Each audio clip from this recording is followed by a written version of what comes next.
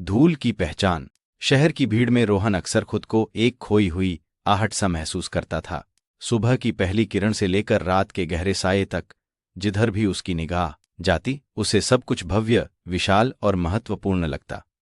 इमारतें आसमान छूती थीं, गाड़ियां हवा से बातें करती थीं, लोग अपने सपनों के पीछे भागते थे। हर कोई एक दिशा में, एक उद्देश्य के साथ। और फिर था रोहन। उसके जीवन का कोई निश्चित ढांचा नहीं था, कोई ठोस पहचान नहीं। वह धूल के उस कण सा था जो हवा के हर झोंके के साथ बिना किसी मंजिल के उड़ता रहता है, कभी किसी कोने में जम जाता है, कभी किसी जूते की नोक पर लिपट जाता है। एक दिन जब मन की यह भारीपन असहनीय हो चला था, रोहन शहर के शोर से दूर एक सुनसान गली में भटक रहा था। वह गली इतनी तंग और पुरानी थी कि आधुनिक शहर ने उसे अपने नक्शे से मिटा दिया था। दीवारों पर काई जमी थी और पेड़ों की जड़ें फुटपाथ को चीरकर बाहर निकल आई थीं। उसी गली के अंत में एक पुराने जर्जर गेट के पीछे उसे एक हल्की सी रोशनी और मिट्टी की सौंधी खुशबू का एहसास हुआ। उत्सुकतावश वह अंदर झांका। यह एक पुरानी मूर्तिकला कार्यशाला थी जिसकी छत कहीं कहीं से टूटी हुई थी और अंदर धूल मिट्टी का एक साम्राज्य फैला था। कार्यशाला के बीचों बीच एक बूढ़ा व्यक्ति बैठा था। उसकी आंखें बंद थीं, शायद वह अंधा था, लेकिन उसके हाथ मिट्टी के एक ढेले पर ऐसे चल रहे थे जैसे वे स्वयं देख रहे हों। उंगलियों की हर हरकत में एक संगीत था, एक लय थी, एक कहानी थी। उसकी त्वचा झुर्रियों से भरी थी, बाल चांदी की तरह चमक रहे थे और चेहरे पर एक अजीब सी शांति और गहन एकाग्रता थी। रोहन ने कभी ऐसी शांति नहीं देखी थी। बूढ़े ने बिना आंखें खोले ही कहा, आओ बेटे, बाहर क्यों खड़े हो? क्या ढूंढ रहे हो? रोहन हक्का बक्का रह गया। मैं कुछ नहीं ढूंढ रहा था, बस यूं ही।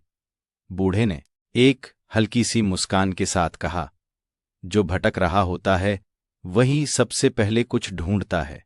रोहन ने बताया कि वह अपने जीवन में खोया हुआ महसूस करता है कि वह सिर्फ एक धूल का कण है जिसका कोई मूल्य नहीं। बूढ़े ने ध्यान से सुना, फिर एक गहरी सांस ली और कहा, धूल का कण? क्या तुम जानते हो कि धूल क्या है? धूल ही तो वह आधार है जिस पर हर महान चीज खड़ी होती है। पत्थरों को देखो, वे भी धूल बनते हैं। मिट्टी को देखो, वह भी धूल का ही एक रूप है। लेकिन इसी मिट्टी से, इसी धूल से तुम सबसे सुंदर मूर्तियों को जन्म दे सकते हो। तुम्हारी समस्या यह नहीं कि तुम धूल हो, बल्कि यह है कि तुमने अभी तक अपनी धूल की पहचान नहीं की है।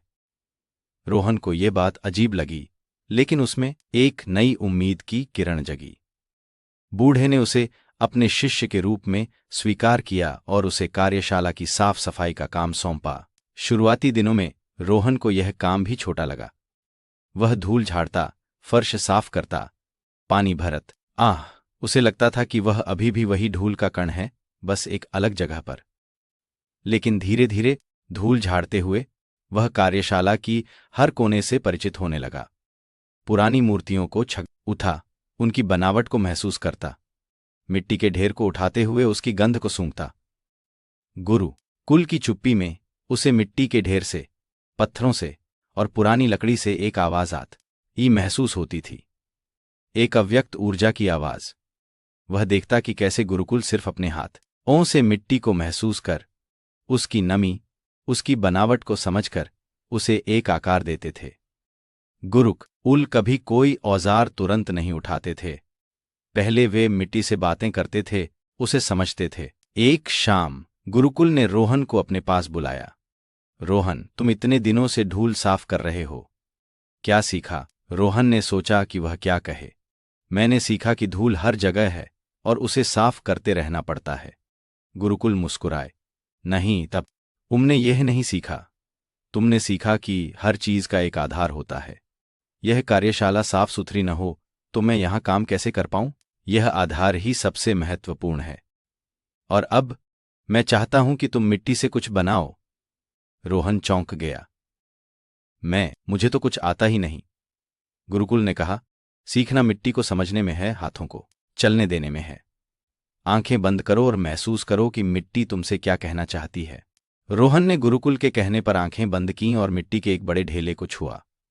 वह ठंडा था, नम था और उसकी उंगलियों के नीचे से सरक रहा था। पहली बार में उसे कुछ समझ नहीं आया। उसने कई बार कोशिश की, लेकिन उसके हाथों ने सिर्फ बेढंगे आकार ही बनाए। वह हताश हो गए।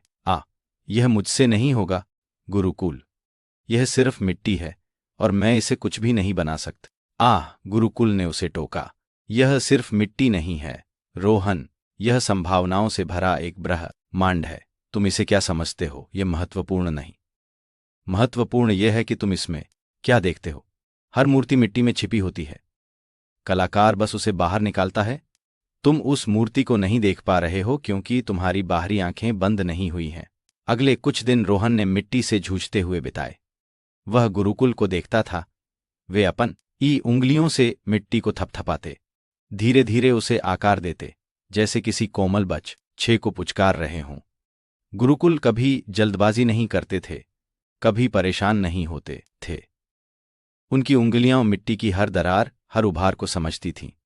एक दिन रोहन ने अचानक महसूस किया कि मिट्टी उसके हाथों के नीचे थोड़ी अलग प्रतिक्रिया दे रही है, जैसे वह खुद कुछ कहना चाहती हो। उसने आंखें बंद कीं और इस बार उसने अपने भीतर की आवाज सुनी, एक आकृति, एक विचार जो उसके अंदर कब से छिपा बैठा था। उसने मिट्टी को वैसे ही आकार देना शुरू किया जैसे उसके भीतर की आवाज उसे निर्देश दे रही थी। कई घंटों के बाद, जब शाम की लाली कार्यशाला की खिड़कियों से झांक रही थी, रोहन के सामने एक छोटी सी, कच्ची लेकिन अर्थपूर्ण मूर्ति थी। यह एक बीज का आकार था जो अभी अभी जमीन से फूटकर अंकुरित होने को तैयार था। यह परिपूर्ण नहीं थी, पर उसमें एक जीवन था, एक संभावना थी। रोहन की आंखों में आंसू थे। पहली बार उसने कुछ ऐसा बनाया था जो उसके भीतर से आया था। उसने अपनी आंखें खोलीं और गुरुकुल की ओर देखा। गुरुकुल मुस्कुरा रहे थे। यह बीज है ना? उन्होंने बिना देखे कहा। तुम्हारी अपनी उम्मीद का बीज। अब बताओ, क्या तुम अब भी धूल का कण हो? रोहन ने मिट्टी के उस बीज को अपने हाथों में उठाया। उसकी खुरदुरी सतह में उसे अपनी यात्रा दिखाई दी, एक अनगढ़ा अनजाना सफर जो अब एक दिशा ले चुका था। नहीं गुरुकुल, उसने कहा। उसकी आवाज में एक नई दृढ़ता थी। मैं धूल का कण नहीं हूं, मैं वो मिट्टी हूं जिसमें जीवन का बीज पनप सकता है। मैं वह आधार हूं जिस पर आकार गढ़ा जा सकता है। गुरुकुल ने सिर हिलाया। यही है तुम्हारी धूल की पहचान रोहन। हर कण में एक ब्रह्मांड है, हर मिट्टी में एक मूर्ति छिपी है। उसे पहचानने वाली आंख भीतर होती है, बाहर नहीं। अगले कुछ महीनों तक रोहन ने गुरुकुल के सानिध्य में और काम किया। उसने कई और मूर्तियां बनाई, हर बार कुछ नया सीखा, अपनी अंदरूनी आवाज को और गहरे से सुना। वह सिर्फ मिट्टी को ही नहीं, बल्कि अपने आसपास की दुनिया को भी एक नई नज़र से देखने लगा। उसे हर पेड़ में एक छिपी हुई मूर्ति दिखाई देती थी, हर बहती नदी में एक कहानी। शहर की भीड़ अब उसे पहले की तरह डराती नहीं थी, बल्कि वह उसमें जीवन की अनगिनत संभावनाओं को देखता था। उसे समझ आ गया था कि हर व्यक्ति, हर वस्तु, चाहे कितनी भी सामान्य क्यों न लगे, अपने भीतर एक अद्वितीय क्षमता और सौंदर्य छुपाए होती है। एक दिन गुरुकुल ने रोहन को बुलाया। रोहन, अब तुम तैयार हो? मेरी तुम्हें सिखाने के लिए और कुछ नहीं है। रोहन चौंक गया। उसके मन में एक अजीब सी उदासी छा गई। लेकिन गुरुकुल, मैं आपको कैसे छोड़ सकता हूं? गुरुकुल ने मुस्कुराते हुए कहा। तुम मुझे छोड़ नहीं रहे हो बेटे, तुम मुझे अपने साथ ले जा रहे हो। मैंने तुम्हें सिर्फ यह नहीं सिखाया कि मिट्टी से कैसे मूर्ति बनाते हैं, मैंने तुम्हें यह सिखाया कि अपने जीवन से कब ऐसे अपनी पहचान बनाते हैं। अब जाओ और दुनिया को अपनी धूल की पहचान बताओ। रोहन ने गुरुकुल के पैर छुए और एक भी शब्द कहे बिना बाहर निकल गया। उसके कदम अब अनिश्चित नहीं थे, बल्कि उनमें एक दृढ़ता थी। वह जानता था कि उसकी मंजिल क्या है, और वह यह भी जानता था कि वह अब सिर्फ एक धूल का कण नहीं, बल्कि उस मिट्टी का कलाकार है जो अपने भीतर छिपी अनंत संभावनाओं को आकार देने के लिए स्वतंत्र है। शहर की भीड़ ने उसे फिर घेरा, लेकिन इस बार वह उनसे डरता नहीं था। वह उनमें अपनी ही तरह के अनगढ़े लेकिन संभावनाओं से भरे कई धूल के कण देख रहा था। उसे पता था कि हर कोई अपनी पहचान की तलाश में है, और वह अब उन्हें अपने बनाए बीज से प्रेरणा दे सकता था।